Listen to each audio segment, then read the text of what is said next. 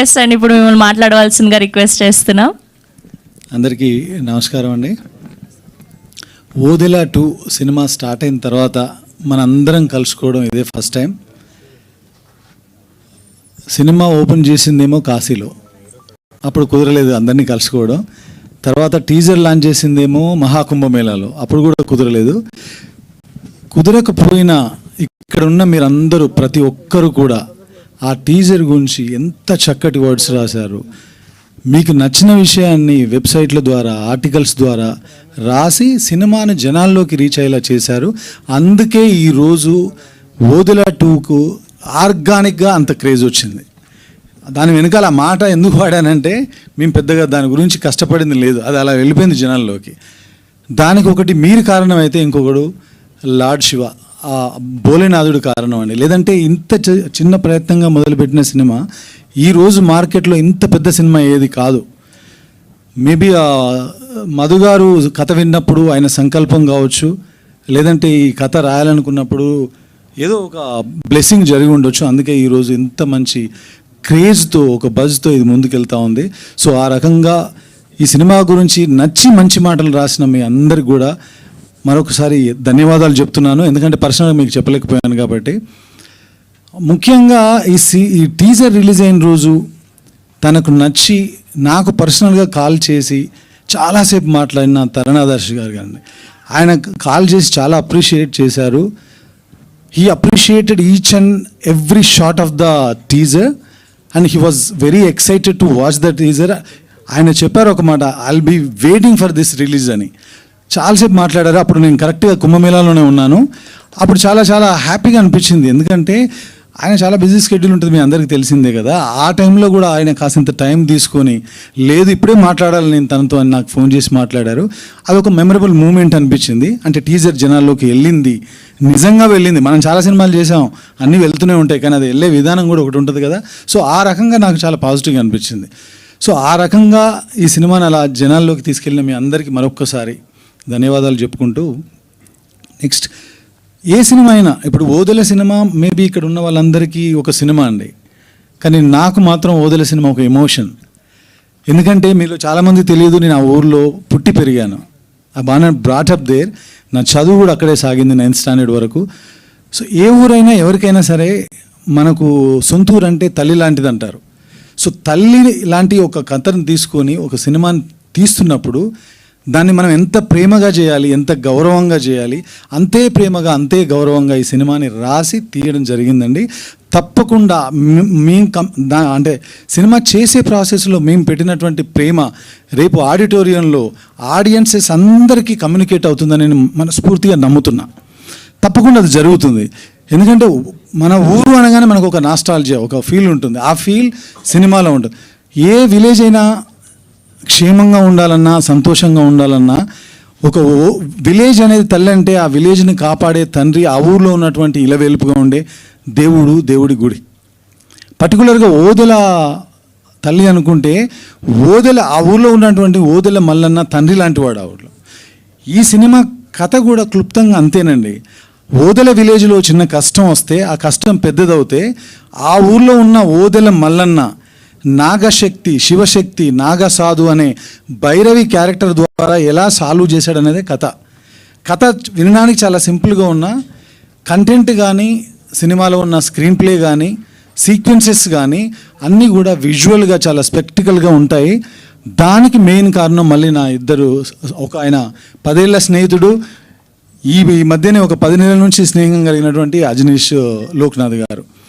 ఈయన విజువల్గా ఈయన క్రియేట్ చేసిన దానికి ఆయన 1.5 months నుంచి అద్భుతమైన బ్యాక్గ్రౌండ్ స్కోర్, ఏది చేసినా కొత్తగా చేద్దాం. ఆయన శివభక్తుడు.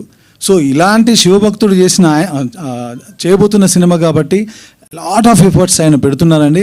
త్వరలోనే అద్భుతమైన బ్యాక్గ్రౌండ్ స్కోర్తో April 17th అంటే April 17న ఏదో అంటారు కదా, మన సంస్కృతంలో కూడా చెప్తారు, చైత్రమాసం శుక్లపదం చతురాని. ఎందుకంటే ఈ పదాలు ఎందుకు వాడుతున్నాం అంటే, దీనికి ఒక నిర్దిష్టమైన ఒక కథలో ఒక భాగం ఉంది, అందుకని అలా చెప్పాను. సో ఆ రకంగా April 17న ఇది ప్రపంచవ్యాప్తంగా సినిమా రిలీజ్ కాబోతుంది.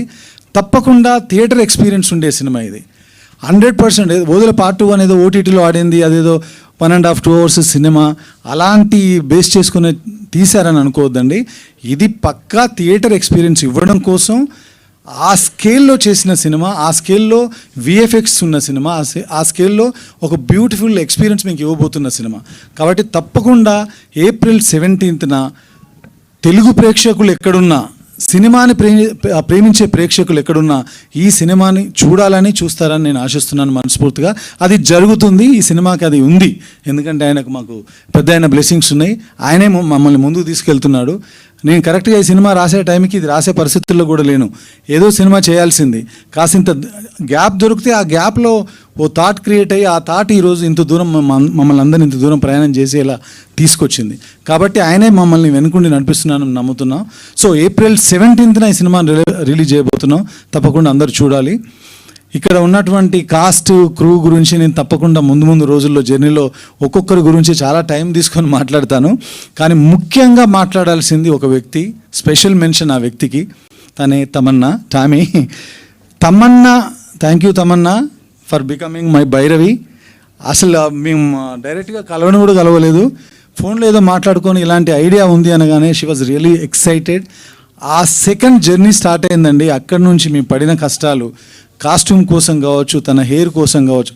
ఇక్కడ నేను have to say one more thanks to నీతాలులే మ్యామ్.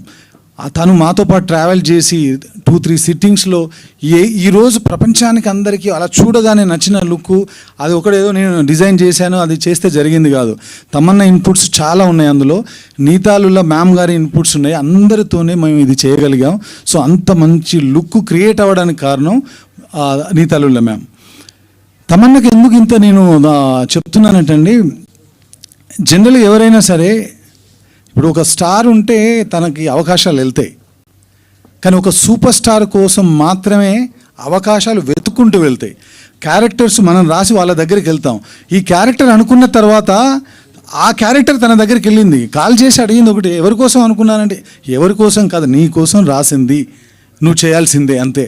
అంటే ఆ సెకండ్ అనుకున్నాను నేను, వేరే ఆప్షన్స్ లేవా, ఎందుకు అక్కడికి వెళ్ళాను నేనంటే అప్పటికి నా మైండ్లో నేను ఒక విజువల్ చూశానండి. ఈషా సద్గురు ఆశ్రమంలో తను ఎప్పుడు అంతకుముందు బిఫోర్ ఇయర్ వెళ్ళినట్టుంది. తన ఒక ఫోటోగ్రాఫ్ ఇన్స్టాల్లో చూస్తే నేను అనుకున్నప్పుడు మైండ్లో నాకు కలిగిన ఇమాజినేషన్ తన ఫోటోగ్రాఫ్. ఆ ఫోటోగ్రాఫే ఈరోజు మా భైరవి ఇక్కడ ఉంది. అంతకుమించి ఏం జరగల. సో దేనికైనా సరే మనం ఏది అనుకుంటే అది జరగదండి, ఆయన ఏది అనుకుంటే అది జరుగుతుంది. అది నేను నమ్ముతున్నా ఈ సినిమా వరకు. సో ఆ రకంగా ఈ సినిమాలో భైరవి క్యారెక్టర్ తమన్నా చేసిందండి. ఇంకొక మాట చెప్పాలి తమన్నా గురించి, ఎందుకంటే 20 years ఎవరైనా ఈ మధ్యకాలంలో హీరోయిన్స్ వస్తే 2 ఏళ్ళు 5 ఏళ్ళు 10 ఏళ్ళు మ్యాక్సిమం, 20 సంవత్సరాలుగా ఒక వ్యక్తి ఎలాంటి ఈగో లేకుండా ఏ పని చెప్పినా, రచ్చ సినిమా అప్పుడు మేము వానపాట చేసేటప్పుడు ఇంతింత వాటర్ తాగుతూ ఏం తినకుండా ఆ డాన్స్ చేయడానికి తన పడిన కష్టం చూసా. జ్వాలారెడ్డిలో ఒక డాన్స్ నెంబర్ చేసేటప్పుడు ఆవిడ పడిన కష్టం చూసా.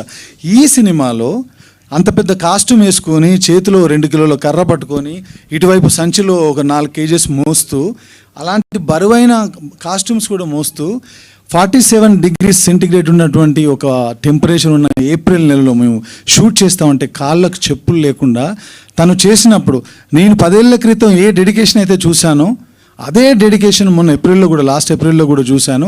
అది అందుకే తను 20 yearsగా ఆ టాప్ చైర్లో అలా కూర్చొని ఉంది.